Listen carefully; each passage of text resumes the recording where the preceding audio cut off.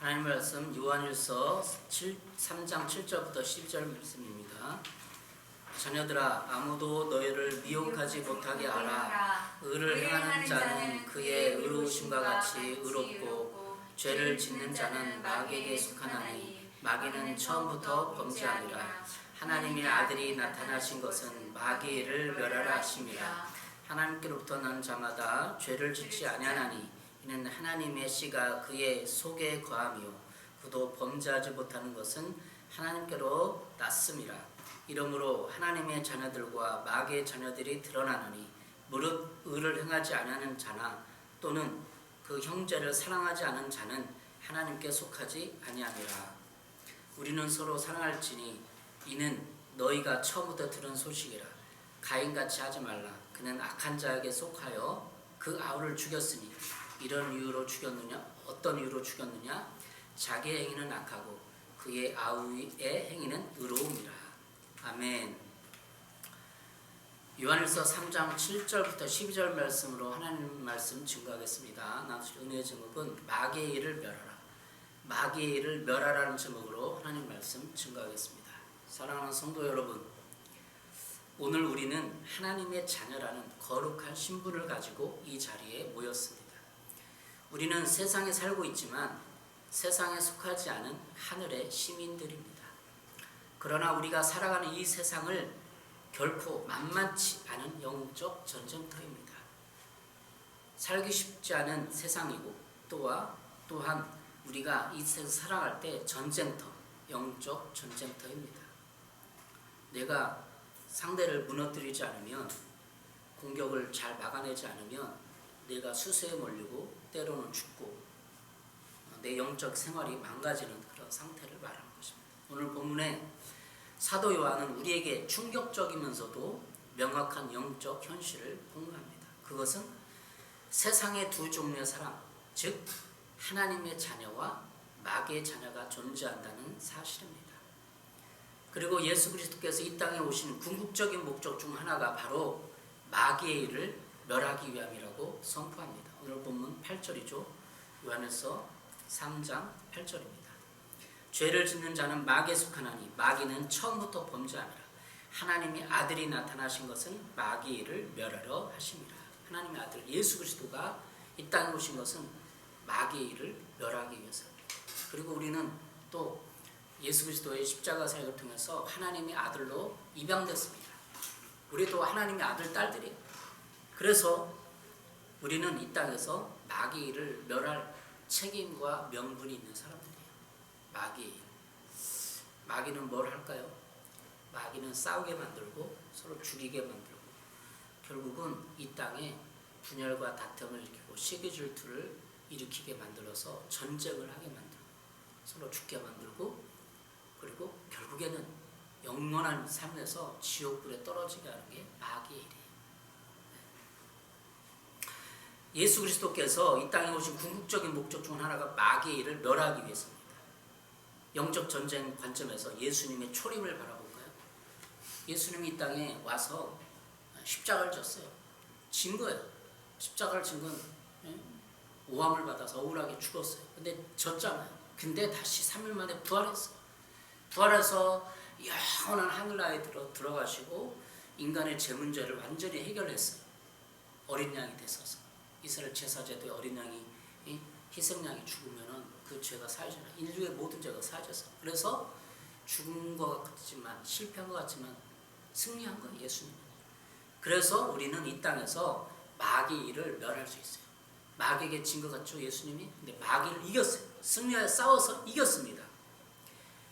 골로새 2장 13, 15절에 보면은 법조문으로 쓴 증서를 지으시고 제하버리사 십자가에 못 박으시고 예수님의 사역을 이렇게 표현해요.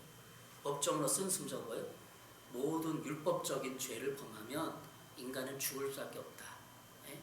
그런 문서를, 증서를 십자가에서 지우고 제하여 버리사 십자가에 못 박으시고. 그러니까 예수님의 이 사역을 골로새서가 잘 표현한 거예요. 이긴 거죠. 그러니까. 그리고 나중에는 골로새 3장 15절에 쭉 보면 무력화해요. 이 마귀의 힘을 무력화했다. 예수님이 승리했기 때문에 무력화, 힘이 없다는 거예요. 자, 누가복음 4장 5절 6절 읽어보면 이것을 내게 넘겨준 것이므로 이렇게 가고 있어요. 마귀가 하는 거예요. 마귀가. 예수님이 시험할 때 마귀가 이것을 내게 넘겨줬다. 뭐죠? 권세. 이 땅의 모든 권세를 아담과 하와 때 선악과를 따먹으로 말미암아 하나님이 아담과 하와에게 인류에게 준 모든 인간의 명분, 권세, 권리, 능력을 다 빼앗긴 거예요. 마귀에게. 그래서 마귀가 하는 말이 누가복음 4장 5절 6절은 이것을 내게 넘겨준다. 아담과 하와가 선악과를 따먹고 죄가 들어왔기 때문에 마귀가 권세를 가지고 있어요. 그래서 그것을 그 권세를 예수님 십자가의 영적 전쟁의 승리함으로 말하면 다시 찾아왔어요. 다시 찾아왔어요. 이것을 알아야 마귀의 일을 멸할 수 있는 게 이게 기초 지식이에요. 아담과 하와가 선악과를 따먹으로 모든 인간의 권세와 능력을 창조 때 인간이 그랬잖아. 정복하여 땅을 다스리라. 축복권을 다 뺏긴 거예요. 그런데 2000년 동안 그렇게 살다가 수많은 인류가 그렇게 2000년, 4000년 동안이죠. 살다가 예수님 십자가를 통해서 다시 권리를 가져온 거예요. 그래서 우리는 그 권세를 가지고 있다는 것을 기억해야 돼요. 그래 마귀를 멸할 수 있지. 곧바로 지금 예수 믿는 시인에도 권세가 있는 거예요. 다. 그런데 한 가지는 우리가 회개하고 그러면 그 권세가 실질적인 능력을 발휘한다는 거예요. 예수 믿으면 다 권세가 있어요. 근데 어린아이가 지금 애기 응아가 된 아이가 무슨 권세가 있어요. 법적인 거예요.